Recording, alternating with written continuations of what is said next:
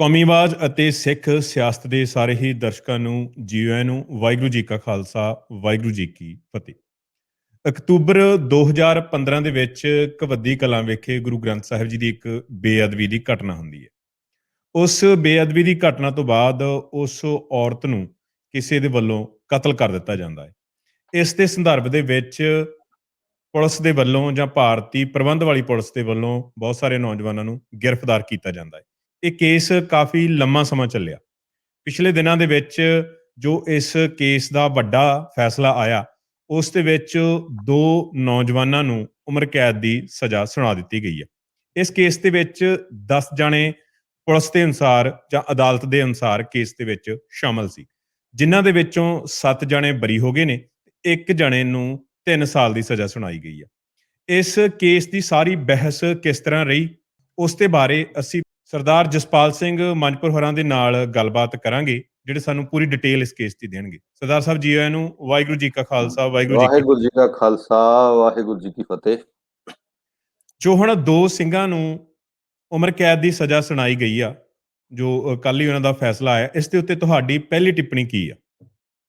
ਦੇਖੋ, ਜੇ ਮੇਰੀ ਬਤੌਰ ਵਕੀਲ ਵੀ ਤੇ ਬਤੌਰ ਸਿੱਖ ਵੀ ਬਤੌਰ ਵਕੀਲ ਮੇਰੀ ਇਹ ਟਿੱਪਣੀ ਹੈਗੀ ਆ ਵੀ ਜਿਵੇਂ ਕਿਸੇ ਕਿਸਾਨ ਦੀ ਪਲੀ ਪਲਾਈ ਫਸਲ ਦੇ ਉੱਤੇ ਗੜੇਮਾਰੀ ਹੋ ਗਈ ਹੋਵੇ। ਇੰਨਾ ਵਧੀਆ ਕੇਸ ਸੀ, ਇੰਨਾ ਵਧੀਆ ਡਿਫੈਂਸ ਸੀ, ਪਰ ਯਾਨੀ ਕਿ ਜਦੋਂ ਮਿੱਥ ਹੀ ਲਿਆ ਵੀ ਸਜ਼ਾ ਕਰਨੀ ਆ, ਤਾਂ ਫਿਰ ਤੁਹਾਡਾ ਸਾਡੇ ਡਿਫੈਂਸ ਦੇ ਵਿੱਚ ਜਿੰਨੇ ਗਵਾਹ ਸੀ, ਸਰਕਾਰੀ ਧਿਰ ਵੱਲੋਂ ਸਿਰਫ ਇੱਕੋ ਹੀ ਗਵਾਹ ਸੀ ਜਿਹਦੀਆਂ ਕਈ ਝੂਠਾਂ ਜਿਹੜੀਆਂ ਉਹਦੀਆਂ ਕੰਟਰਾਡਿਕਸ਼ਨ ਅਸੀਂ ਕ੍ਰਾਸ ਦੇ ਵਿੱਚ ਲਿਆਂਦੀਆਂ, ਉਹਦੇ ਚੋਰੀਆਂ ਫੜੀਆਂ ਉਹਦੀਆਂ, ਪਰ ਉਹਨਾਂ ਸਾਰਿਆਂ ਨੂੰ ਅੱਖੋਂ ਪਰੋਖੇ ਕਰਕੇ ਸਾਡੇ ਡਿਫੈਂਸ ਦੇ 7-8 ਗਵਾਹ, ਜਿਹਦੇ ਵਿੱਚ ਪੁਲਿਸ ਵੱਲੋਂ ਮੈਨੂਪੂਲੇਸ਼ਨ ਕੀਤੇ ਗਏ ਸੀ ਡਾਕੂਮੈਂਟ, FIR, DDR ਤੇ ਰਜਿਸਟਰ ਨੰਬਰ 19, ਮਾਲ ਮੁਕੱਦਮਾ, ਪਿਸਤੌਲ ਵੀ ਮੈਨੂਪੂਲੇਸ਼ਨ ਜਿਹੜੇ ਕੀਤੇ ਹੋਏ ਪ੍ਰੂਵ ਹੋ ਗਏ ਇਹ, ਤੇ ਰਿਕਵਰੀਆਂ ਵੀ ਜਿਹੜੀਆਂ ਉਹ ਪ੍ਰੂਵ ਨਹੀਂ ਕਰ ਸਕੇ। ਉਹ ਸਾਰੇ ਕਾਸੇ ਨੂੰ ਇੱਕ ਪਾਸੜ ਰੱਖ ਕੇ ਤੇ ਉਹਦੀਆਂ ਸਾਰੀਆਂ ਚੋਰੀਆਂ ਮਦਈ ਦੀਆਂ ਤੇ ਉਹਦੀਆਂ ਕੰਟਰਾਡਿਕਸ਼ਨ ਨੂੰ ਪਾਸੇ ਰੱਖ ਕੇ ਸਿਰਫ ਇਸ ਗੱਲ ਤੇ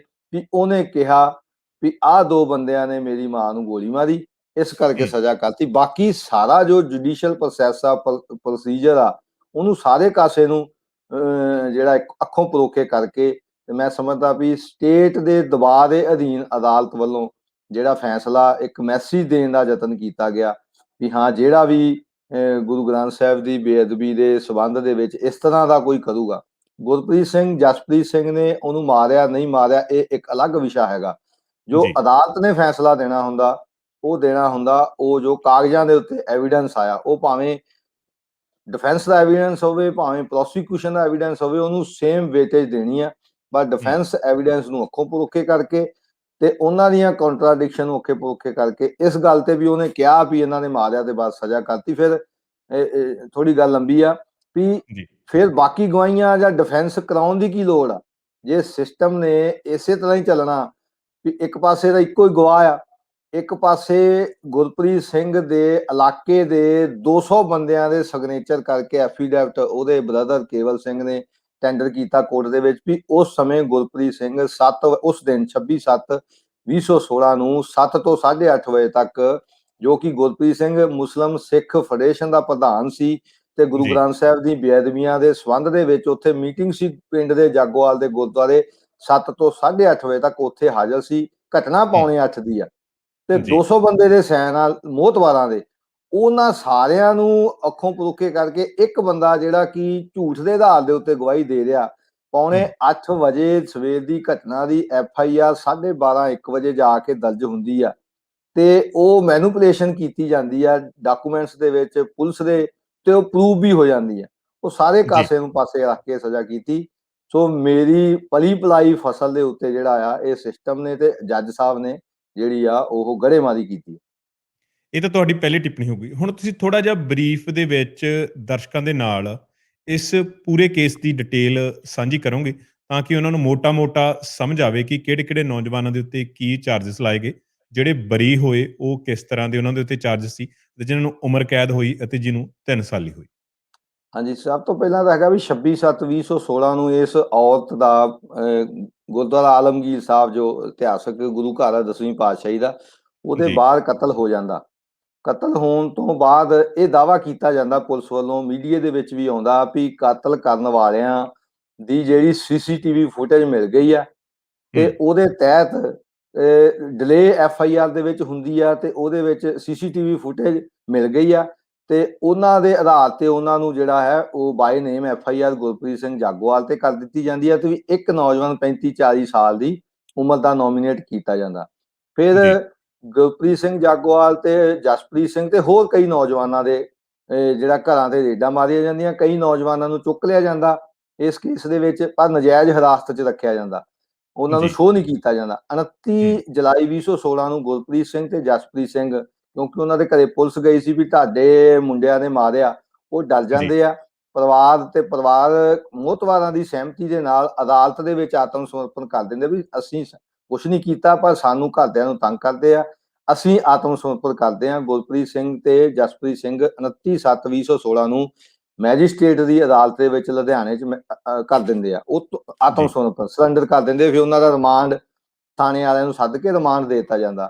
ਫਿਰ ਉਹਨਾਂ ਦੀ ਪੁੱਛਗਿੱਛ ਦੇ ਵਿੱਚ ਬਹੁਤ ਸਾਰੇ ਬੰਦਿਆਂ ਨੂੰ, ਗੁਰਪ੍ਰੀਤ ਸਿੰਘ ਕੈਲੀਫੋਰਨੀਆ ਨੂੰ, ਸਿੰਦਰ ਸਿੰਘ ਠੀਕਰੀਵਾਲ ਨੂੰ ਤੇ ਇਹ ਹੋਰ ਇੱਕ ਅਮਨਦੀਪ ਸਿੰਘ, ਕੋਈ ਹੋਰ ਨੌਜਵਾਨ ਬਾਹਰੋਂ ਆ, ਕੋਈ US ਤੋਂ, ਉਹਨੂੰ ਤੇ ਇੱਥੋਂ ਦੇ ਬਹੁਤ ਸਾਰਿਆਂ ਨੂੰ ਜਿਹੜਾ ਨੋਮੀਨੇਟ ਕਰਤਾ ਜਾਂਦਾ, ਜਿਹਦੇ ਵਿੱਚ ਟਾਈਮਲੀ ਫਿਰ ਉਹਨਾਂ ਦੀ ਵੱਖ-ਵੱਖ ਟਾਈਮ ਦੇ ਜਿਹੜੇ ਸਮਿਆਂ ਵਿੱਚ ਦਰਮਿਆਨ ਉਹਨਾਂ ਦੀ ਅਰੈਸਟ ਹੁੰਦੀ ਆ ਤੇ ਕੁੱਲ ਜਿਹੜਾ ਇਹ 10 ਬੰਦਿਆਂ ਦੇ ਖਿਲਾਫ ਚਲਾਨ ਜਿਹੜਾ ਕੀਤਾ ਜਾਂਦਾ, ਜਿਹਦੇ ਵਿੱਚ ਗੁਰਪ੍ਰੀਤ ਸਿੰਘ, ਜਸਪ੍ਰੀਤ ਸਿੰਘ ਤੇ ਹਰਬੰਸ ਸਿੰਘ ਜਿਹਨੂੰ 3 ਸਾਲ ਦੀ ਸਜ਼ਾ ਹੋਈ ਆ, ਉਹਦੇ ਕੋਲੋਂ 2 ਅਸਲਿਆਂ ਦੀ ਵੱਖਰੀ ਰਿਕਵਰੀ ਦਿਖਾਈ ਗਈ ਸੀ, 315 ਬੋਰ ਤੇ 32 ਬੋਰ।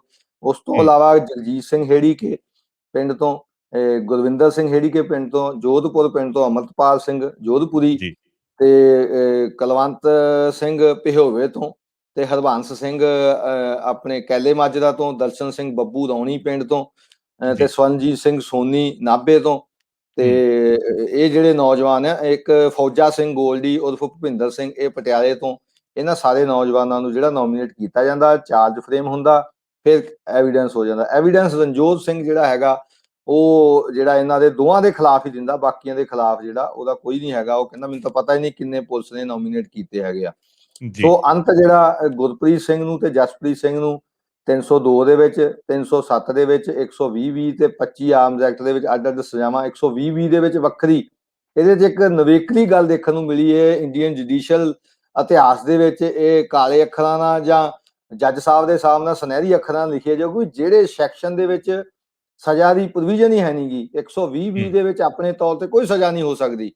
ਉਸ 120 ਉਹ ਹੁੰਦੀ ਹੈ ਵੀ ਕਾਹਦੀ 120 ਸਾਜ਼ਿਸ਼ ਕਾਹਦੀ, ਵੀ ਕਤਲ ਦੀ, ਇਰਾਦਾ ਕਤਲ ਦੀ, ਧੋਖਾਧੜੀ ਦੀ, ਕਾਹਦੀ, ਜਿੰਨੀ ਉਸ ਸੈਕਸ਼ਨ ਦੇ ਵਿੱਚ ਸਜ਼ਾ ਉਨੀ 120 ਦੇ ਵਿੱਚ ਸਜ਼ਾ ਹੋ ਸਕਦੀ ਹੈ। ਪਰ ਜੱਜ ਸਾਹਿਬ ਨੇ IPC ਤੋਂ ਉੱਤੇ ਆਪਣੇ ਆਪ ਨੂੰ ਸਮਝਦੇ ਆ 120 ਦੇ ਵਿੱਚ 5 ਸਾਲ ਦੀ ਜਿਹੜੀ ਆ ਉਹ ਸਜ਼ਾ ਵੱਖਰੀ ਕਰਤੀ। ਜਸਪ੍ਰੀਤ ਸਿੰਘ ਨੂੰ 302 ਦੇ ਵਿੱਚ ਸਜ਼ਾ ਕੀਤੀ ਤੇ ਗੁਰਪ੍ਰੀਤ ਸਿੰਘ ਨੂੰ 302 ਦੇ ਵਿੱਚ ਉਮਰ ਕੈਦ ਦੀ ਸਜ਼ਾ ਕੀਤੀ। ਜਸਪ੍ਰੀਤ ਸਿੰਘ ਨੂੰ 302 ਰੀਡ ਵਿੱਚ ਸੈਕਸ਼ਨ 120 ਦੇ ਵਿੱਚ ਉਮਰ ਕੈਦ ਦੀ ਸਜ਼ਾ ਕੀਤੀ। ਜਸਪ੍ਰੀਤ ਸਿੰਘ ਨੂੰ 307 ਦੇ ਵਿੱਚ ਸਜ਼ਾ ਕੀਤੀ। ਗੁਰਪ੍ਰੀਤ ਸਿੰਘ ਨੂੰ 307 ਰੀਡ ਵੀ 120 ਦੇ ਵਿੱਚ 8 ਸਾਲ ਸਜ਼ਾ ਕੀਤੀ ਦੋਵਾਂ ਨੂੰ ਤੇ 25 ਅਸਲਾ ਐਕਟ ਦੇ ਵਿੱਚ 3-3 ਸਾਲ ਦੀ ਸਜ਼ਾ ਕੀਤੀ। ਤੇ ਹਰਬੰਸ ਸਿੰਘ ਨੂੰ ਕੱਲਾ 25 ਅਸਲਾ ਐਕਟ ਦੇ ਵਿੱਚ 3 ਸਾਲ ਦੀ ਸਜ਼ਾ ਕੀਤੀ। 3 ਸਾਲ ਦੀ ਸਜ਼ਾ ਜੇ ਕਿਸੇ ਵਿਅਕਤੀ ਨੂੰ ਹੁੰਦੀ ਹੈ ਤੇ ਬੰਦਾ ਬੇਲ ਤੇ ਹੁੰਦਾ, ਉਹ ਫਿਰ ਇਹ ਅੰਡਰਟੇਕਿੰਗ ਦਿੰਦਾ ਵੀ ਮੈਂ ਹਾਈ ਕੋਰਟ ਉਚਲੀ ਅਦਾਲਤ ਦੇ ਵਿੱਚ ਅਪੀਲ ਦਾਖਲ ਕਰੂੰਗਾ, ਉੱਥੋਂ ਜ਼ਮਾਨਤ ਲੈ ਕੇ ਆਊਂਗਾ। ਉਹਨੂੰ 1 ਮਹੀਨੇ ਲਈ ਜਿਹੜੀ ਆ ਜ਼ਮਾਨਤ ਦੇ ਉੱਤੇ ਉਹਨੂੰ ਅੰਦਰ ਨਹੀਂ ਜਾਣਾ ਪਿਆ, ਉਹ ਬਾਹਰ ਹੀ ਬੌਂਡ ਦੇ ਕੇ ਛੁੱਟ ਗਿਆ ਤੇ ਉਹ ਹੁਣ ਅਪੀਲ ਦਾਖਲ ਕਰਕੇ ਉੱਥੋਂ ਜ਼ਮਾਨਤ ਲੈ ਕੇ ਥੱਲੇ ਫਿਰ ਜ਼ਮਾਨਤ ਭਰੂਗਾ। ਸੋ ਹਰਬੰਸ ਸਿੰਘ ਜਿਹੜਾ ਬਾਹਰ ਹੀ ਰਹਿ ਗਿਆ। ਬਾਕੀ ਸਾਰੇ ਨੌਜਵਾਨ ਟੋਟਲ ਇਹਦੇ ਵਿੱਚੋਂ ਬਰੀ ਕਰਤੇ। ਉਹਨਾਂ ਦਾ ਪ੍ਰੂਵ ਨਹੀਂ ਹੋਇਆ ਵੀ 120 ਸਾਜ਼ਿਸ਼ ਦੇ ਵਿੱਚ ਉਹਨਾਂ ਨੌਜਵਾਨਾਂ ਦੇ ਕੋਲੋਂ ਹਥਿਆਰ ਆਉਣੇ ਦਰਸਾਏ ਗਏ ਸੀ, ਉਹਨਾਂ ਨੌਜਵਾਨਾਂ ਕੋਲੋਂ ਬਾਹਰੋਂ ਪੈਸੇ ਆਉਣੇ ਦਰਸਾਏ ਗਏ ਸੀ, ਉਹਨਾਂ ਨੌਜਵਾਨਾਂ ਨੇ ਕੋਈ ਲੌਜਿਸਟਿਕ ਹਮਾਇਤ ਦੀ ਉਹਨਾਂ ਦੇ ਐਲੀਗੇਸ਼ਨ ਸੀਗੇ ਵੀ ਮੋਟਰਸਾਈਕਲ ਜਾਂ ਹੋਰ ਗੱਲਾਂ ਜਿਹੜੀਆਂ ਉਹਨਾਂ ਨੇ ਪੈਸੇ ਦੀਆਂ ਜਿਹੜੀਆਂ ਕੀਤੀਆਂ। ਸੋ ਸਾਰਾ ਕੁਝ ਪ੍ਰੂਵ ਨਹੀਂ ਹੋ ਸਕਿਆ। ਇਹਦੇ ਵਿੱਚ initial unlawful activity prevention act ਵੀ ਲੱਗਾ ਸੀ, ਜਿਹੜਾ ਚਾਰਜ ਦੇ ਟਾਈਮ ਹੀ ਟੁੱਟ ਗਿਆ ਸੀ ਤੇ ਕੱਲਾ 302 ਦਾ ਚਾਰਜ ਲੱਗਾ ਸੀ। ਹੋਰ ਇੱਕ ਇਹਦੇ ਵਿੱਚ ਵੱਖਰੀ ਤੇ ਨਵੇਕਲੀ ਪਹਿਲੀ ਵਾਰ ਮੇਰੀ ਯਾਨੀ ਕਿ ਪ੍ਰੈਕਟਿਸ ਦੇ ਦੌਰਾਨ ਆਈ ਆ ਵੀ ਉਸੇ ਬੁੜੀ ਨੂੰ ਜਿਹੜੀ ਬਲਵਿੰਦਰ ਸੀ ਦੋਸ਼ੀ ਸੀਗੀ, ਉਹ ਗੁਰੂ ਗ੍ਰੰਥ ਸਾਹਿਬ ਦੀ ਬੇਅਦਬੀ ਦੀ, ਉਹਨੂੰ ਕਹਿੰਦੇ ਵੀ ਪਹਿਲਾਂ ਜਸਪ੍ਰੀਤ ਸਿੰਘ ਨੇ ਗੋਲੀ ਚਲਾਈ, ਉਹ ਮਿਸ ਹੋ ਗਈ, ਇਸ ਕਰਕੇ ਜਸਪ੍ਰੀਤ ਸਿੰਘ 307 ਦਾ ਦੋਸ਼ੀ ਤੇ ਗੁਰਪ੍ਰੀਤ ਸਿੰਘ 307 ਬਟਾ 120 ਦਾ ਦੋਸ਼ੀ। ਤੇ ਫਿਰ ਗੁਰਪ੍ਰੀਤ ਸਿੰਘ ਨੇ ਗੋਲੀ ਚਲਾਈ, ਉਹ ਮਰ ਗਈ, ਇਸ ਕਰਕੇ ਗੁਰਪ੍ਰੀਤ ਸਿੰਘ 302 ਦਾ ਦੋਸ਼ੀ ਤੇ ਜਸਪ੍ਰੀਤ ਸਿੰਘ 302 ਰੀਡ ਵੀ 120 ਦਾ ਦੋਸ਼ੀ। ਇੱਕੋ ਬੁੜੀ ਜੇਕਰ ਕੋਈ ਹੋਰ ਹੋਵੇ ਨਾ ਵੀ ਇਹਨੂੰ ਗੋਲੀ ਮਾਰੀ ਇਹ ਬਚ ਗਿਆ 307, ਇਹਨੂੰ ਗੋਲੀ ਮਾਰੀ ਇਹ ਮਰ ਗਿਆ 302, 307 ਹੀ ਉਸੇ ਅਕਰੈਂਸ ਦੀ, 307 302 ਵੀ ਉਸੇ ਅਕਰੈਂਸ ਦੀ। ਆਮ ਤੌਰ ਤੇ ਹੁੰਦਾ ਵੀ 300 ਕਿਸੇ ਨੂੰ ਗੋਲੀ ਵੱਜੀ, ਜਿਹੜੀ ਸਮਝਣ ਦੀ ਜਿਹੜੀ ਗੱਲ ਆ ਵੀ ਕਿਵੇਂ 307 ਲੱਗ ਜਾਂਦੀ, ਉਹ ਚ ਵੀ ਦੇਖੋ ਜੀ ਬੰਦਾ ਮਰਿਆ ਨਹੀਂ ਪਰ ਗੋਲੀ ਮਾਰੀ ਸੀ ਮਾਰਨ ਵਾਸਤੇ, 307 ਲੱਗ ਗਈ, ਹਸਪਤਾਲ ਦਾਖਲ ਹੋ ਗਿਆ, ਮੰਨ ਲਓ ਹਫ਼ਤੇ 10 ਦਿਨਾਂ ਬਾਅਦ ਮਰ ਗਿਆ ਬੰਦਾ, ਤੇ ਫਿਰ ਉਹ 307 ਨਹੀਂ ਰਹਿੰਦੀ, ਉਹ 302 ਚ ਕਨਵਰਟ ਹੋ ਜਾਂਦੀ ਹੈ। 307 ਤਾਂ ਉਦੋਂ ਸੀ ਜਦੋਂ ਉਹ ਮਰਿਆ ਨਹੀਂ ਸੀ ਅਜੇ। ਇਹ ਬੁੜੀ ਤਾਂ ਫਿਰ 10 ਸਕਿੰਟ ਬਾਅਦ ਐਜ਼ ਪਰ ਪ੍ਰੋਸੀਕਿਊਸ਼ਨ ਉਹਨੇ ਗੋਲੀ ਚਲਾਈ, ਮਿਸ ਹੋ ਗਈ ਤੇ ਉਹਨੇ ਗੋਲੀ ਮਾਰੀ, ਮਰ ਗਈ, 302 ਵੀ ਲਾਤੀ, 307 ਵੀ ਲੱਗਤੀ। ਜਿਹੜਾ ਵੀ ਕੋਈ ਕਾਨੂੰਨ ਦਾ ਵਿਦਿਆਰਥੀ ਆ ਉਹਦੇ ਲਈ ਬੜੀ ਹਾਸੋਹੀਣੀ ਗੱਲ ਆ ਵੀ ਉਹ ਬੁੜੀ ਮਰ ਵੀ ਗਈ, ਫਿਰ 307 ਕਾਹਦੀ ਰਹਿ ਗਈ, ਫਿਰ ਤਾਂ ਮਾਰੀ ਗਈ, ਇਰਾਦਾ ਕਤਲ ਤਾਂ ਖਤਮ ਹੀ ਹੋ ਗਿਆ। ਤੇ ਸੋ ਫਿਰ ਇਹੋ ਜੀ 120 ਬੀਜ ਜਿਵੇਂ ਤੁਹਾਨੂੰ ਦੱਸਿਆ ਜਿਹੜੀ ਆ ਉਹ ਸਜ਼ਾ ਕਰਤੀ। ਹਾਂ, ਇਹ ਕੇਸ ਦੇ ਵਿੱਚ ਸੁਰਿੰਦਰ ਸਿੰਘ ਠੀਕਰੀਵਾਲ ਨੂੰ ਬਾਅਦ ਦੇ ਵਿੱਚ ਅਰੈਸਟ ਕੀਤਾ ਪੁਲਿਸ ਨੇ, ਪਹਿਲਾਂ ਪੀਓ ਕਰਤਾ ਸੀ।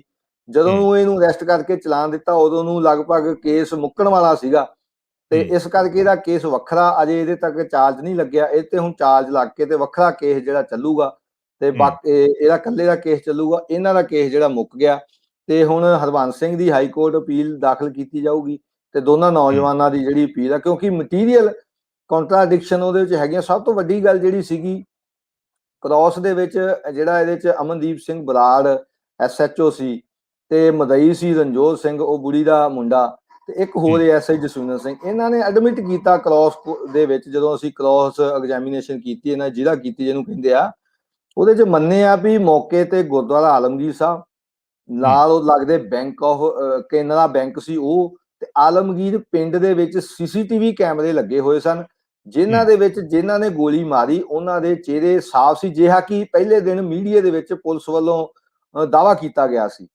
ਤੇ ਪਰ ਉਹ CCTV ਕੈਮਰੇ ਕਦੀ ਵੀ ਪੁਲਿਸ ਰਿਕਾਰਡ ਦੇ ਵਿੱਚ ਜਾਂ ਜੁਡੀਸ਼ੀਅਲ ਰਿਕਾਰਡ ਦੇ ਵਿੱਚ ਆਏ ਹੀ ਨਹੀਂ। ਪੁਲਿਸ ਵਾਲੇ ਮੰਨਦੇ ਵੀ ਅਸੀਂ ਕਬਜ਼ੇ 'ਚ ਵੀ ਲਏ, ਅਸੀਂ ਦੇਖੇ ਵੀ ਚਿਹਰੇ, ਉਹਨਾਂ ਦੇ ਮੂੰਹ ਵੀ ਨੰਗੇ ਸੀ। ਜੇ ਮੂੰਹ ਨੰਗੇ ਸੀ, ਉਹ ਦੇਖੇ ਸੀ, ਫਿਰ ਰਿਕਾਰਡ ਤੇ ਲੈ ਕੇ ਆਉਂਦੇ। ਸਾਡੇ ਕੋਲੋਂ ਤਾਂ ਫਿਰ ਆਪਸ਼ਨ ਹੀ ਨਾ ਬਚਦੀ ਡਿਫੈਂਸ ਦੀ ਵੀ ਦੇਖੋ ਜੀ ਆ ਬੰਦੇ ਗੋਲੀ ਮਾਰ ਰਹੇ ਆ ਜਾਂ ਮੋਟਰਸਾਈਕਲ ਤੇ ਜਾ ਰਹੇ ਆ। ਸੋ ਉਹ ਕੋਈ ਵੀ CCTV ਫੁਟੇਜ ਜਿਹੜੀ ਔਨ ਰਿਕਾਰਡ ਨਹੀਂ ਆਈ।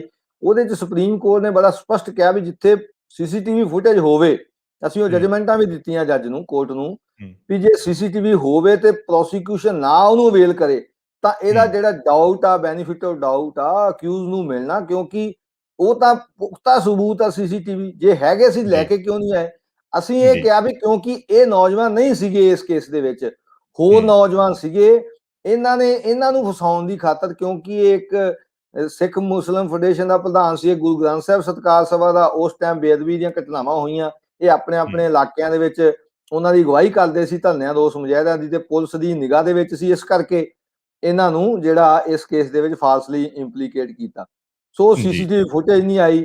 ਜਿਹੜਾ ਉਹ ਮੁੰਡਾ ਸੀ ਉਹ ਕਹਿੰਦਾ ਮੈਂ ਟੈਂਪੂ ਚਲਾਉਂਦਾ ਹੁੰਦਾ ਸੀਗਾ, ਮੇਰੇ ਕੋਲ ਟੈਂਪੂ ਸੀ ਆਪਣਾ, ਉਹ ਟੈਂਪੂ ਕਿਸੇ ਹੋਰ ਦਾ ਸੀ, ਉਹ ਡਿਊਰਿੰਗ ਕੇਸ ਪ੍ਰੋਸੀਡਿੰਗ ਸਪੁਰਦਗੀ ਤੇ ਲੈ ਗਿਆ, ਤੇ ਉਹਨੇ ਆ ਕੇ ਗਵਾਹੀ ਦਿੱਤੀ ਵੀ ਇਹਨੇ ਇੱਕ ਦਿਨ ਲਈ ਮੇਰੇ ਕੋਲ ਸਿਰਫ ਟੈਂਪੂ 400 ਰੁਪਏ ਦਿਹਾੜੀ ਤੇ ਲਿਆ ਸੀ, ਇਹਨੇ ਉਹਦਾ ਆਪਣਾ ਟੈਂਪੂ ਹੀ ਨਹੀਂ ਸੀ, ਉਹ ਉਸ ਗੱਲ ਦਾ ਝੂਠ ਮਾਰ ਗਿਆ। ਫਿਰ ਉਹ ਕਹਿੰਦਾ ਮੈਨੂੰ ਬਾਅਦ ਦੇ ਵਿੱਚ 4 ਦਿਨ ਬਾਅਦ ਕਹਿੰਦਾ ਮੈਂ CIA ਜਾ ਕੇ, ਇਹਨਾਂ ਨੇ ਇੱਕ ਪਰਚਾ ਸੁੱਟਿਆ ਸੀ ਮੌਕੇ ਤੇ, ਖਾਲਿਸਤਾਨ ਲਿਖ ਕੇ ਵੀ ਦੋਸ਼ੀ ਸੋਧਾਂਗੇ ਜੇ ਉਹ, ਇੱਕ ਪਰਚਾ ਹੱਥ ਲਿਖਦਾ। ਉਹ 4 ਦਿਨ ਬਾਅਦ ਕਹਿੰਦਾ ਮੈਂ CIA ਦਿੱਤਾ। ਅਸੀਂ CIA ਦਾ ਰਿਕਾਰਡ ਵੀ ਤਲਬ ਕਰਾ ਲਿਆ, DDR ਰਜਿਸਟਰ ਜਿਹੜਾ ਹੁੰਦਾ, ਤੇ ਥਾਣੇ ਢੇਲੋਂ ਦਾ ਰਿਕਾਰਡ ਵੀ ਤਲਬ ਕਰ ਲਿਆ। ਉਹ 'ਚ ਉਹਨਾਂ ਦਾ ਸਪੈਸੀਫਿਕ ਕਹਿ ਗਿਆ ਜਿਹੜਾ ਉੱਥੋਂ ਦਾ ਮੁਲਾਜ਼ਮ ਲੈ ਕੇ ਆਇਆ ਵੀ ਇਹ ਨਾਂ ਦਾ ਰਣਜੋਤ ਸਿੰਘ ਨਾਂ ਦਾ ਬੰਦਾ ਇਸ ਤਰੀਕ ਨੂੰ ਆਇਆ ਹੀ ਨਹੀਂ CIA। ਤੇ ਫਿਰ ਕਾਗਜ਼ ਦੇਣ ਵਾਲੀ ਗੱਲ, ਕਿਉਂਕਿ ਕੋਈ ਵੀ ਬੰਦਾ ਜਿਹੜਾ ਥਾਣੇ ਆਊਗਾ ਉਹਦੀ ਐਂਟਰੀ ਪੈਣੀ ਆ ਉੱਥੇ DDR ਰਜਿਸਟਰ ਦੇ ਵਿੱਚ ਵੀ ਇਸ ਕੇਸ ਦੇ ਬਾਬਤ ਆਇਆ।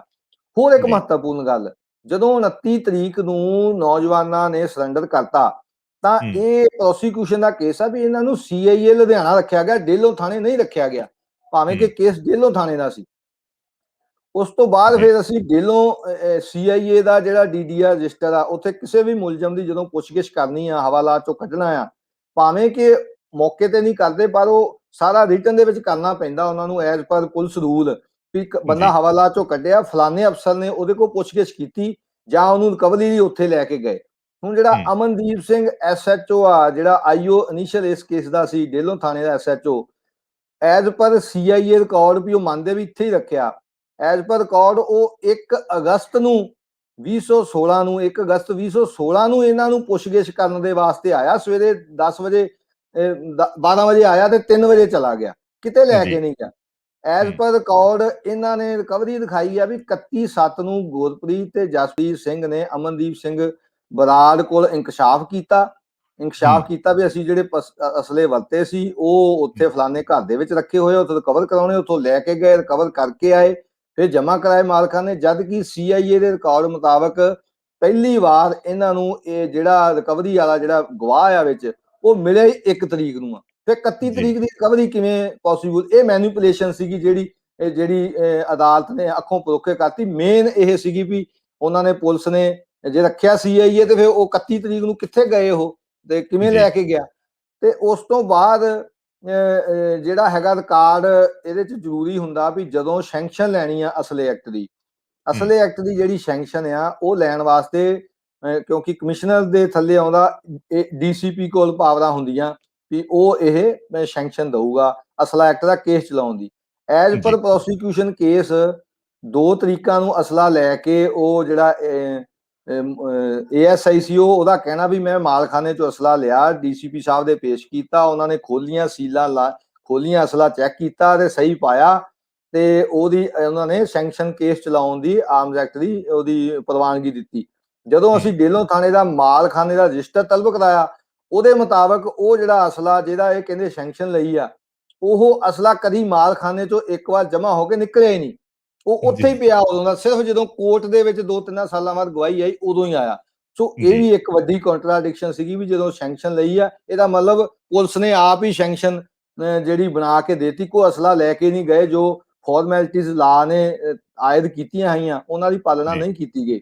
ਸੋ ਇਹ ਜਿਹੜੀਆਂ ਵੱਡੀਆਂ, ਜਿੰਨੇ ਤੁਸੀਂ ਵੱਡੇ ਉਹਨਾਂ ਦੇ ਝੂਠ ਦੱਸੇ ਆ ਪੁਲਿਸ ਦੇ, ਜਿਹੜੇ ਉਹਨਾਂ ਨੇ ਐਵੀਡੈਂਸ ਤੌਰ ਦੇ ਉੱਤੇ ਲਿਆਂਦੀ, ਸੋ ਉਹ ਉਸੇ ਹੀ ਅਦਾਲਤ ਦੇ ਵਿੱਚ, ਭਾਰਤੀ ਅਦਾਲਤ ਦੇ ਉਹਨਾਂ ਦਾ ਵਿੱਚ ਆਪਣਾ ਹੀ ਰਿਕਾਰਡ ਆ, ਕੋਈ ਸਾਡਾ ਨਹੀਂ। ਇਹ ਜਿਹੜਾ ਥਾਣਿਆਂ ਦਾ ਰਿਕਾਰਡ ਆ, ਰਜਿਸਟਰ ਨੰਬਰ 19 ਹੁੰਦਾ ਮਾਲਖਾਨੇ ਦਾ, DDR ਦੀਆਂ ਹੁੰਦੀਆਂ, ਇਹ ਥਾਣੇ ਦਾ ਹੀ ਰਿਕਾਰਡ ਆ। ਅਸੀਂ ਨਹੀਂ ਉਹ ਕਿਤੇ ਵੀ ਦੇਖਿਆ ਜਾਂ ਅਸੀਂ ਬਣਾਇਆ ਹੋਵੇ, ਪੁਲਿਸ ਦਾ ਹੀ ਆਪਣਾ ਰਿਕਾਰਡ ਹੀ ਬੋਲਦਾ, ਉਹਨਾਂ ਦੇ ਜਿਹੜੇ ਝੂਠ ਨੂੰ ਨੰਗਾ ਕਰਦਾ ਜੀ। ਉਹਨਾਂ ਦੇ ਇੰਨੇ ਝੂਠ ਫੜੇ ਜਾਣ ਦੇ ਬਾਵਜੂਦ ਵੀ ਜਿਹੜੀ ਅਦਾਲਤ ਮੰਨ ਰਹੀ ਆ ਕਿ ਇੱਕ ਪਾਸੇ ਜਿਹੜਾ 200 ਬੰਦਾ ਹੈਗਾ ਜਿਹੜਾ ਧਰਮ ਦੇ ਨਾਲ ਜੁੜਿਆ ਹੋਇਆ ਹੈਗਾ, ਧਰਮ ਦੇ ਰਾਹ 'ਤੇ ਹੀ ਤੁਰੇ ਹੋਏ ਨੇ, ਉਹਨਾਂ ਨੂੰ ਤਾਂ ਉਹਨਾਂ ਦੇ ਗਵਾਹਾਂ ਨੂੰ ਤਾਂ ਗਵਾਹੀਆਂ ਨੂੰ ਕੁਛ ਨਹੀਂ ਮੰਨ ਰਹੀ। ਪਰ ਇੱਕ ਬੰਦਾ ਜਿਸ ਦੀ ਟੈਂਪੂ ਵਾਲੀ ਗੱਲ ਵੀ ਫੜੀ ਜਾਂਦੀ ਆ ਅਤੇ ਪੁਲਿਸ ਦੇ ਝੂਠ ਵੀ ਫੜੇ ਜਾਂਦੇ ਆ, ਸੋ ਉਹਨਾਂ ਦੇ ਆਧਾਰ ਦੇ ਉੱਤੇ ਹੀ ਇਹਨਾਂ ਦੋਨੋਂ ਨੌਜਵਾਨਾਂ ਨੂੰ ਉਮਰ ਕੈਦ ਸੁਣਾ ਰਹੀ ਹੈ। ਸੋ ਇਹ ਵਾਕਈ ਆਪਾਂ ਪਹਿਲੀਆਂ ਗੱਲਾਂ ਬਾਤਾਂ ਦੇ ਵਿੱਚ ਵੀ ਗੱਲਾਂ ਇਹ ਕਰ ਚੁੱਕੇ ਹਾਂ, ਨੁਕਤਾ ਦੁਹਰਾ ਚੁੱਕੇ ਹਾਂ ਕਿ ਜਿਹੜਾ ਦੋਹਰਾ ਮਾਪਦੰਡ ਆ ਭਾਰਤੀ ਨਿਆਂ ਪ੍ਰਬੰਧ ਦਾ, ਉਹ ਹਰ ਇੱਕ ਜਗ੍ਹਾ ਜੱਗ ਜ਼ਾਹਰ ਹੋ ਜਾਂਦਾ। ਉਹ ਜਿੰਨੀ ਤਿਆਰੀ ਦੇ ਨਾਲ ਆਉਂਦੇ ਨੇ ਓਨੇ ਹੀ ਖੋਖਲੇ ਹੋ ਕੇ ਉਹ ਜਾਂਦੇ ਨੇ, ਉਹਨਾਂ ਦਾ ਝੂਠ ਫੜਿਆ ਜਾਂਦਾ ਹੈ। ਪਰ ਫਿਰ ਵੀ ਉਹ ਕਹਿੰਦੇ ਆ ਕਿ ਅਸੀਂ ਨਿਆਂ ਕਰਨ ਦੇ ਲਈ ਵਜੱਦੇ ਹਾਂ ਤੇ ਅਸੀਂ ਨਿਆਂ ਕਰਾਂਗੇ। ਤੁਸੀਂ ਇਹ ਕਿਵੇਂ ਸੋਚਦੇ ਹੋ, ਇਸ ਨੂੰ ਕਿਵੇਂ ਦੇਖਦੇ ਹੋ? ਦੇਖੋ, ਇਹ ਤਾਂ ਸਿਸਟਮ ਹੀ ਹੈ ਨਾ, ਜਿਵੇਂ ਆਪਾਂ ਅੱਗੇ ਵੀ ਕਈ ਕੀਤੀ ਵੀ ਕਾਨੂੰਨ ਦੇ ਦੋਹਰੇ ਮਾਪਦੰਡ ਹੈਗੇ ਆ। ਤੁਸੀਂ ਆਪਣੇ ਕਾਨੂੰਨ ਦੇ ਬਣਾਏ ਹੋਏ ਰੂਲਾਂ ਨੂੰ ਵੀ ਮੰਨ ਕੇ ਆਪਣੇ ਕੇਸ ਨੂੰ ਤੁਸੀਂ ਉਹ ਫੈਸਲਾ ਨਹੀਂ ਦਿੰਦੇ। ਇਨਸਾਫ ਤਾਂ ਬੜੀ ਬਾਅਦ ਦੀ ਗੱਲ ਆ, ਇਨਸਾਫ ਤਾਂ ਬਹੁਤ ਚਿਰ ਦਾ ਕਿਤੇ ਮਰ ਗਿਆ ਹੋਇਆ। ਇਹ ਤਾਂ ਫੈਸਲੇ ਸੁਣਾਉਣੇ ਹੁੰਦੇ ਆ, ਇਨਸਾਫ ਦੀ ਨਾਂ ਦੀ ਥੋੜ੍ਹਾ ਕੋਈ ਗੱਲ ਹੈਗੀ ਆ। ਇਹ ਤਾਂ ਫੈਸਲੇ ਸੁਣਾਏ ਜਾਂਦੇ ਆ ਵੀ ਠੀਕ ਆ। ਇਹ ਤਾਂ ਇੱਕ ਮੈਸੇਜ ਦੇਣਾ ਹੁੰਦਾ ਵੀ ਦੇਖੋ ਅਸੀਂ ਤੁਹਾਡੇ ਗੁਰੂ ਦੀ ਬੇਅਦਬੀ ਵੀ ਕੀਤੀਆਂ ਕਰਵਾਈਆਂ, ਜੇ ਅਸੀਂ ਇਨਸਾਫ ਵੀ ਨਹੀਂ ਦੇਣਾ, ਉਹ ਬੰਦੇ ਅਣਪਛਾਤੇ ਹੀ ਰਹਿਣੇ ਆ। ਕੱਲ ਬੜੀ ਗੱਲ ਹੋਈ ਉਧਰ ਭਨਿਆਰੇ ਵਾਲੇ ਤੇ ਪੁਰਾਣਾ ਕੇਸ ਸੀ ਅਪੀਲ, ਉਹ ਬਰੀ ਹੋ ਗਿਆ। ਇੱਧਰ ਕੈਪਟਨ ਸਰਕਾਰ ਨੇ ਸਰਸੇ ਵਾਲੇ ਨੂੰ ਜਿਹੜਾ ਉਹਦੇ ਚੋਂ ਬੇਅਦਬੀ ਦੋਸ਼ਾਂ ਚੋਂ ਕੱਢਤਾ। ਤੇ ਜਿਨ੍ਹਾਂ ਨੇ ਇਹ ਸਾਰੇ ਕਾਸੇ ਨੂੰ ਦੇਖ ਕੇ ਵੀ ਨਹੀਂ, ਵੀ ਇਹ ਇਨਸਾਫ ਨਹੀਂ ਦੇ ਰਹੀਆਂ ਅਦਾਲਤਾਂ ਜਾਂ ਪੁਲਿਸ ਜਾਂ ਪ੍ਰਸ਼ਾਸਨ, ਜੇ ਕਿਸੇ ਨੇ ਕੀਤਾ ਇਹ ਤਾਂ ਉਹਨਾਂ ਨੇ ਕਿਹਾ ਵੀ ਜਿਹੜਾ ਅੜਿੱਕੇ ਆ ਗਿਆ ਉਹਨੂੰ ਅਸੀਂ ਇਹ ਮੈਸੇਜ ਦੇਣਾ ਵੀ ਅਸੀਂ ਇਦਾਂ ਸਜ਼ਾਵਾਂ ਵੀ ਕਰਾਂਗੇ, ਬੇਅਦਬੀ ਵੀ ਤੁਹਾਡੇ ਗੁਰੂ ਦੀ ਕਰਾਂਗੇ। ਨਾ ਇਨਸਾਫ ਦੇਣਾ, ਜੇ ਤੁਸੀਂ ਆਪ ਇਨਸਾਫ ਲੈਣ ਦੀ ਗੱਲ ਕਰੋ ਜਾਂ ਇਨਸਾਫ ਦਾ ਯਤਨ ਕਰੋਗੇ ਤਾਂ ਫਿਰ ਤੁਹਾਨੂੰ ਇਸ ਤਰ੍ਹਾਂ ਸਜ਼ਾਵਾਂ ਵੀ ਜਿਹੜੀਆਂ ਕੀਤੀਆਂ ਜਾਣਗੀਆਂ, ਜਿਹੜੀ ਧਾਰਾਵਾਂ 'ਚ ਸਜ਼ਾ ਵੀ ਹੈ ਨਹੀਂ, ਉਹ ਜੀ ਧਰਾਵਾਂ ਦੇ ਵਿੱਚ ਵੀ ਜਿਹੜੀਆਂ ਉਹ ਸਜ਼ਾਵਾਂ ਕਰਕੇ ਉਹ ਬਾਰ-ਬਾਰ ਦਰਸਾਉਂਦੇ ਆ ਵੀ ਤੁਸੀਂ ਕਿਉਂ ਸਾਡੇ ਅੱਗੇ ਇੱਥੇ ਆ ਕੇ ਕਹਿੰਦੇ ਹੋ, ਅਸੀਂ ਤਾਂ ਫੈਸਲੇ ਸੁਣਾਉਣੇ ਆ ਜੋ ਕਿ ਪਹਿਲਾਂ ਤੋਂ ਮਿੱਥੇ ਹੋਏ ਨੇ। ਤੇ ਇਸ ਤੋਂ ਇਲਾਵਾ ਇਨਸਾਫ ਤਾਂ ਕਦੋਂ ਦਾ ਮਰ ਚੁੱਕਿਆ, ਹੁਣ ਤਾਂ ਸਿਰਫ ਫੈਸਲੇ ਜਿਹੜੇ ਆ ਉਹ ਸੁਣਾਏ ਜਾਂਦੇ ਆ। ਹਾਂ, ਇਹਦੇ 'ਚ ਜੱਜ ਤੇ ਵੀ ਡਿਪੈਂਡ ਕਰਦਾ, ਪ੍ਰੈਸ਼ਰ ਪੈਂਦੇ ਜੱਜਾਂ ਤੇ। ਅਸੀਂ ਕਈ ਜੱਜ ਜਾਣਦੇ ਆ, ਦੇਖਦੇ ਆ ਜੀ ਵੀ ਜਿਹੜੇ ਨਹੀਂ ਪ੍ਰੈਸ਼ਰ ਝੱਲਦੇ ਉਹਨਾਂ ਨੂੰ ਬਾਅਦ 'ਚ ਬਹੁਤ ਕੁਛ ਝੱਲਣਾ ਪੈਂਦਾ ਉਹਨਾਂ ਜੱਜਾਂ ਨੂੰ। ਉਹਨਾਂ ਦੇ ਉੱਤੇ ਕਈ ਤਰ੍ਹਾਂ ਦੇ ਉਹਨਾਂ ਦੀ ਪ੍ਰਮੋਸ਼ਨ ਨਹੀਂ ਹੁੰਦੀ। ਜਿਹੜਾ ਕੋਈ ਇਹੋ ਜਿਹਾ ਜੱਜ ਹੁੰਦਾ ਉਹ ਝੱਟ ਤਰੱਕੀਆਂ ਲੈ ਕੇ ਹਾਈ ਕੋਰਟ ਵੀ ਪਹੁੰਚ ਜਾਂਦਾ। ਹੁਣ ਇਹੀ ਜੀ ਜੱਜ ਥੱਲਿਓਂ ਤਰੱਕੀਆਂ ਲੈ ਕੇ ਹਾਈ ਕੋਰਟ, ਸੁਪਰੀਮ ਕੋਰਟ ਤੱਕ ਜਾਂਦੇ ਆ ਤੇ ਹੂੰ ਉਹੀ ਜੋ ਕੰਮ ਸ਼ੁਰੂ ਕਰ ਲਿਆ ਹੋਇਆ ਕਰ ਲੈਂਦੇ ਆ, ਉਹ ਫਿਰ ਉਹ ਸਟੇਟ ਦੇ ਉਹ ਹੁਕਮ ਸਾਰੇ ਵਜਾਉਂਦੇ ਹੁਣ ਤਾਂ ਵੈਸੇ ਹੀ ਇੰਡੀਆ ਦੇ ਵਿੱਚ ਜੁਡੀਸ਼ਰੀ ਜਿਹੜੀ ਆ ਉਹ ਐਗਜ਼ੈਕਟਿਵ ਦੇ ਅਧੀਨ ਹੀ ਆ, ਜਿਵੇਂ ਚਾਹੁੰਦੇ ਆ।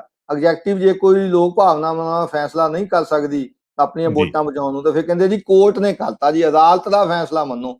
ਜਦੋਂ ਅਦਾਲਤਾਂ ਦੇ ਫੈਸਲਿਆਂ ਦੇ ਉੱਤੇ ਪਹਿਲਾਂ ਲੋਕੀ ਸਵਾਲੀਆ ਚਿੰਨ੍ਹ ਨਹੀਂ ਸੀ ਲਾਉਂਦੇ, ਹੁਣ ਜੀ ਤੁਸੀਂ ਉਹਨਾਂ ਫੈਸਲਿਆਂ ਨੂੰ ਅੱਗੇ 50-50 ਹੁੰਦਾ ਵੀ ਜੇ ਹੋ ਵੀ ਸਕਦੀ। ਜਦੋਂ ਨੰਗੇ ਚਿੱਟੇ ਰੂਪ ਦੇ ਵਿੱਚ ਦਿਖਦਾ ਵੀ ਇੰਨੀਆਂ ਜਿਹੜੀਆਂ ਊਣਤਾਈਆਂ ਹੈਗੀਆਂ, ਜਿਹੜੀਆਂ ਮਟੀਰੀਅਲ ਹੈਗੀਆਂ, ਉਹਨੂੰ ਅੱਖੋਂ ਪਰੋਖੇ ਕਰਕੇ ਇੱਕ ਝੂਠੇ ਗਵਾਹ ਦੇ ਸਿਰ ਦੇ ਉੱਤੇ ਜਿਹੜਾ ਕਿ ਮੈਨੂਪੂਲੇਟ ਕੀਤਾ। ਤੇ ਇੱਕ ਅਸੀਂ ਵੀ ਗਵਾਹ ਕਰਾਇਆ ਉਹਦੇ ਵਿੱਚ, ਆਤਮਾ ਸਿੰਘ ਸੀ, ਆਲਮਗੀਰ ਪਿੰਡ ਦਾ ਰਹਿਣ ਵਾਲਾ ਸੀ। ਉਹਨੇ ਇਹ ਗਵਾਹੀ ਜੀ ਦਿੱਤੀ ਵੀ ਮੈਂ ਗੁਰਦੁਆਰੇ ਆਇਆ ਸੀ ਸਵੇਰੇ, ਰੋਜ਼ ਜਾਣਾ, ਆਲਮਗੀਰ ਪਿੰਡ ਦਾ ਰਹਿਣ ਵਾਲਾ। ਮੈਂ ਦੇਖਿਆ ਟੈਂਪੂ ਦੇ ਬਾਹਰ ਇੱਕ ਬੀਬੀ ਖੜੀ ਆ। ਜਦੋਂ ਮੈਂ ਬਾਹਰ ਆ ਗਿਆ ਤਾਂ ਉੱਥੇ ਮੋਟਰਸਾਈਕਲ ਸਵਾਰ, ਕਾਲੇ ਮੋਟਰਸਾਈਕਲ ਦੇ ਦੋ ਕਲੀਨ ਸ਼ੇਵਨ ਮੋਨੇ ਮੁੰਡੇ ਜਿਹੜੇ ਦੇਖੇ ਉਹ ਗੋਲੀ ਮਾਰ ਕੇ ਨਾਲ ਦੀ ਨਾਲ ਦੂਜੀ ਸਾਈਡ ਨੂੰ ਚਲੇ ਗਏ। ਮੈਂ ਕਹਿੰਦਾ ਉਸ ਵੇਲੇ 100 ਨੰਬਰ ਤੇ ਫੋਨ ਕੀਤਾ। ਇਹ ਪੁਲਿਸ ਨੇ ਕਿਤੇ ਵੀ ਡਿਨਾਈ ਨਹੀਂ ਕੀਤਾ ਵੀ ਇਹ ਬੰਦੇ ਨੇ 100 ਨੰਬਰ ਤੇ, ਮੈਂ 100 ਨੰਬਰ ਤੇ ਫੋਨ ਕੀਤਾ। ਪੁਲਿਸ ਆਈ। ਉਸ ਟਾਈਮ ਇੱਕ ਮੁੰਡਾ ਅੰਦਰੋਂ ਭੱਜਾ ਆਇਆ ਗੁਰਦੁਆਰੇ, ਉਹਨੇ ਦੱਸਿਆ ਵੀ ਇਹ ਮਰਨ ਵਾਲੀ ਮੇਰੀ ਮਾਂ ਆ। ਤੇ ਉਹ ਯਾਨੀ ਕਿ ਉਹਦਾ ਮਤਲਬ ਉਹ ਮੌਕੇ ਤੇ ਹਾਜ਼ਰ ਨਹੀਂ ਸੀ, ਉਹਦਾ ਅੰਦਰ ਗੁਰਦੁਆਰੇ ਮੱਥਾ ਟੇਕਣ ਗਿਆ ਸੀ ਜਾਂ ਹੋਰ ਕਿਸੇ ਕੰਮ ਗਿਆ ਸੀਗਾ। ਤੇ ਉਹ ਜਦੋਂ ਉਹਨੂੰ ਮਾਰ ਕੇ ਗਏ, ਕਹਿੰਦਾ ਫਿਰ ਮੈਂ ਪੁਲਿਸ ਵਾਲੇ ਆਏ, ਉਹਨੇ ਨਾਂ ਲਿਆ, ਇਹ ਅਮਨਦੀਪ ਸਿੰਘ ਬਰਾੜ SHO ਆਇਆ। ਮੈਂ ਉਹਨੂੰ ਦੱਸਿਆ ਵੀ ਮੈਂ ਦੇਖਿਆ ਜੀ ਉਹਨਾਂ ਬੰਦਿਆਂ ਨੂੰ। ਫਿਰ ਕਹਿੰਦਾ ਮੈਂ ਨਾਲ ਜਾ ਕੇ, ਉਹ ਮੁੰਡਾ ਵੀ ਨਾਲ ਹੋ ਗਿਆ। ਅਸੀਂ ਕਹਿੰਦਾ ਉੱਥੇ ਗੁਰਦੁਆਰੇ ਦੇ CCTV ਦੇਖੇ ਮੈਨੇਜਰ ਦੇ, ਉੱਥੇ ਮੁੰਡਿਆਂ ਦੀ ਸ਼ਕਲ ਆ ਗਈ, ਮੋਨੇ ਸੀ, ਮੋਟਰਸਾਈਕਲ ਤੇ ਦਿਸ ਪਏ। ਬੈਂਕ ਦੀ ਆ ਗਈ ਮੇਰੇ, ਕਹਿੰਦਾ ਪਿੰਡ ਦੇ ਇੱਕ ਬੰਦਿਆਂ ਦੀ ਪੁਲਿਸ ਕਹਿੰਦੀ ਵੀ ਠੀਕ ਆ, ਬੰਦੇ ਆ ਗਏ, ਹੁਣੇ ਫੜੇ ਜਾਣਗੇ, ਤੂੰ ਚਲਿਆ ਜਾ। ਉਹ ਚਲਿਆ ਗਿਆ। ਉਹ ਕਹਿੰਦਾ ਜਦੋਂ ਮੈਨੂੰ ਬਾਅਦ ਚ ਪਤਾ ਲੱਗੇ ਵੀ ਤਾਂ ਗੁਰਸਿੱਖ ਸਾਫ ਸੂਰਤ ਬੰਦੇ ਵਿੱਚ ਫੜ ਲਏ ਆ, ਉਹਨਾਂ ਨੂੰ ਤੰਗ ਕੀਤਾ ਜਾ ਰਿਹਾ, ਤਾਂ ਫੇਰ ਕਹਿੰਦਾ ਉਹ ਮੇਰਾ ਗਵਾਹੀ ਉਹਦੀ ਸਿਰਫ ਇੱਕ ਗੱਲ ਤੋਂ ਉਹਨੂੰ ਸਰਕਾਰੀ ਵਕੀਲ ਨੇ ਜਿਹੜਾ ਕੀਤੀ ਵੀ ਜਿਹੜੀ ਮਰਨ ਵਾਲੀ ਔਰਤ ਸੀ ਉਹਦੀ ਉਮਰ ਕਿੰਨੀ ਸੀ, ਉਹਨੇ ਕਹਿਤਾ 40 ਸਾਲ।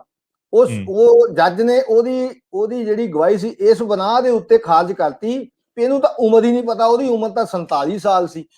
ਸੋ ਸਾਡੇ ਗਵਾਹ ਦੀ ਜਿਹੜਾ ਕਹਿ ਰਿਹਾ ਵੀ ਸਾਰਾ ਕੁਝ ਮੈਂ ਦੇਖਿਆ, ਮੈਂ ਪੁਲਿਸ ਨੂੰ ਸੱਦਿਆ ਤੇ ਉਹਨੂੰ ਸਿਰਫ ਉਹਦੀ ਜਨਾਨੀ ਦੀ ਉਮਰ 7 ਸਾਲ ਘੱਟ ਦੱਸਣ ਕਰਕੇ ਉਹਦੀ ਗਵਾਹੀ ਡਿਸਕਾਰਡ ਕਰਤੀ। ਤੇ ਜਿਹੜਾ ਗਵਾਹ ਕਹਿ ਰਿਹਾ ਮੈਂ ਥਾਣੇ ਗਿਆ, ਥਾਣੇ ਦਾ ਰਿਕਾਰਡ ਹੈ ਨਹੀਂ, ਤੇ ਉਹ ਕੋਰਟ ਦੇ ਵਿੱਚ ਜ਼ਿਲ੍ਹਾ ਦੇ ਵਿੱਚ ਵੀ ਇੱਕ ਵਾਰ ਕਹਿ ਗਿਆ। CCTV ਵੀ ਮੰਨਦਾ ਉਹ ਵੀ CCTV ਲਏ, ਉਹ ਚ ਸ਼ਕਲ ਦੇਖਦੀ ਵੀ ਕਿੱਥੇ ਆ CCTV। ਉਹ ਕੋਰਟ ਦੇ ਵਿੱਚ ਵੀ ਕਹਿ ਗਿਆ ਵੀ ਇਹਨਾਂ ਨੂੰ ਮੈਂ ਪਹਿਲੀ ਵਾਰ ਦੇਖਿਆ ਤੇ ਮੈਨੂੰ ਪੁਲਿਸ ਨੇ ਦੱਸਿਆ ਸੀ। ਜ਼ਿਲ੍ਹਾ ਦੇ ਵਿੱਚ ਇੱਕ ਵਾਰ ਕਹਿ ਹੋ ਗਿਆ ਉਹਦੇ ਕੋਲੋਂ, ਸੱਚਾਈ ਕਈ ਵਾਰ ਮੂੰਹ ਚੋਂ ਨਿਕਲ ਜਾਂਦੀ ਹੈ, ਮੈਨੂੰ ਪੁਲਿਸ ਨੇ ਦੱਸਿਆ ਵੀ ਆਹ ਤੇਰੀ ਮਾਂ ਦੇ ਕਾਤਲ ਆ ਗੁਰਪ੍ਰੀਤ ਤੇ ਜਸਪ੍ਰੀਤ, ਤਾਂ ਮੈਂ ਇਹਨਾਂ ਦੀ ਆਇਡੈਂਟੀਫਿਕੇਸ਼ਨ ਕੀਤੀ, ਉਹ ਜ਼ਿਲ੍ਹਾ ਦੇ ਵਿੱਚ ਆ ਗਈ ਇਹ ਗੱਲ। ਸੋ ਇਸ ਤਰ੍ਹਾਂ ਦੀ ਜਿਹੜੀ ਆ ਜਦੋਂ ਫੈਸਲਾ ਸੁਣਾਉਣਾ ਹੁੰਦਾ ਉਦੋਂ ਤਾਂ ਫਿਰ ਤੁਸੀਂ ਜੋ ਮਰਜ਼ੀ ਕਹਿ ਲਓ, ਉਹਦੇ ਚ ਉਹਨਾਂ ਨੇ ਕਹਿਣਾ ਵੀ ਠੀਕ ਹੈ, ਨਹੀਂ ਜੀ ਤੁਸੀਂ ਮਾਰਿਆ, ਤੁਹਾਨੂੰ ਤਾਂ ਸਜ਼ਾ ਕਰਨੀ ਆ। ਤੁਹਾਡੀ ਡਿਫੈਂਸ ਚ ਭਾਵੇਂ 200 ਬੰਦਾ ਖੜਾ ਹੋਵੇ, ਤੁਹਾਡੇ ਡਾਕੂਮੈਂਟ ਤੁਹਾਡੇ ਹੱਕ ਚ ਹੋਣ, ਤਾਂ ਉਹਦੀ ਕੋਈ ਜਿਹੜੀ ਮੈਨੇ ਨਹੀਂ ਰੱਖਣੀ। ਇਸੇ ਕਰਕੇ ਦੋਹਰੇ ਮਾਪਦੰਡ ਆਪਾਂ ਹਮੇਸ਼ਾ ਕਹਿੰਦੇ ਆ ਵੀ ਦੋਹਰੇ ਮਾਪਦੰਡ ਹੁੰਦੇ। ਹੁਣ ਇਹੋ ਜੀਆਂ ਨਿੱਕੀਆਂ ਜਾਂ ਵੱਡੀਆਂ ਨਿੱਕੀਆਂ ਗਲਤੀਆਂ ਕਰਕੇ ਜਿਹੜੇ ਪੁਲਿਸ ਵਾਲੇ ਹੁੰਦੇ ਕੇਸਾਂ ਦੇ ਵਿੱਚ, ਉਹਨਾਂ ਦਾ ਬਰੀ ਸੁਮੇਧ ਸੈਣੀ ਨੂੰ ਕਤਲ ਕੀਤਾ, ਉਹਦੇ ਮੌਕੇ ਦੇ ਗਵਾਹ ਇੱਕ ਗਵਾਹ ਨਹੀਂ, ਨਾਲੇ ਕੋਈ ਰਿਸ਼ਤੇਦਾਰ ਗਵਾਹ ਨਹੀਂ ਹੈਗਾ, ਅਨਨੋਨ ਪਰਸਨ ਗਵਾਹ ਆ, ਉਹ ਐਡਵੋਕੇਟ ਗਵਾਹ ਆ, ਫਿਰ ਵੀ ਉਹਨੂੰ ਬਾਹਰੋਂ ਬਾਹਰ ਜ਼ਮਾਨਤਾਂ ਤੇ ਸਾਡੇ ਬੰਦਿਆਂ ਨੂੰ ਉਮਰ ਕੈਦਾਂ ਦੀਆਂ ਸਜ਼ਾਵਾਂ ਤੇ ਕੇਸ ਦੇ ਦੌਰਾਨ ਜ਼ਮਾਨਤਾਂ ਵੀ ਨਹੀਂ। ਸੋ ਇਹ ਤਾਂ ਹੈ ਹੀ ਹੈ, ਦੋਹਰੇ ਮਾਪਦੰਡ, ਘੱਟ ਗਿਣਤੀਆਂ ਸਿੱਖਾਂ ਪ੍ਰਤੀ। ਹੁਣ ਸਵਾਮੀ ਆਪਣੇ ਸਟੈਨ ਸਵਾਮੀ ਸੀ ਫਾਦਰ, ਉਹ ਦੇਖ ਲਓ 84 ਸਾਲ ਦਾ ਬਜ਼ੁਰਗ 2 ਸਾਲ ਤੋਂ ਹਸਪਤਾਲ ਦੇ ਵਿੱਚ ਪਿਆ।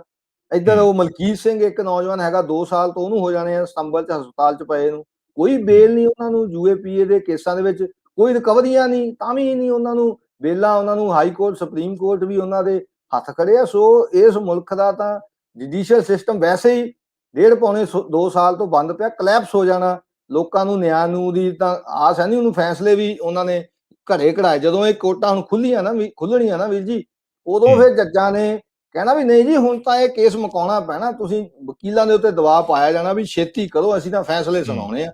ਸੋ ਉਦੋਂ ਤੁਸੀਂ ਦੇਖੋ ਕਿੰਨਾ ਜਿਹੜਾ ਇਸ ਮੁਲਕ ਦੇ ਵਿੱਚ ਗਾਹ ਪੈਣਾ। ਜਿਹੜੇ ਤਾਂ ਵਿਸ਼ੇਸ਼ ਅਲੀਟ ਵਰਗ ਨਾ ਹੋਣਗੇ ਉਹਨਾਂ ਨੂੰ ਬੈਨੀਫਿਟ ਦੇ ਕੇ ਬਾਹਰ ਕੀਤਾ ਜਾਊਗਾ। ਬਹੁਤ ਘੱਟ ਦੀਵੇ ਦੀ ਲੋ ਵਰਗੇ ਕੋ ਜੱਜ ਹੋਣਗੇ ਜਿਹੜੇ ਆਪਣੀ ਜ਼ਮੀਰ ਦੀ ਆਵਾਜ਼ ਸੁਣ ਕੇ ਤੇ ਇਨਸਾਫ ਕਰਨਗੇ, ਨਹੀਂ ਤੇ ਫੈਸਲੇ ਹੀ ਸੁਣਾਏ ਜਾਣਗੇ।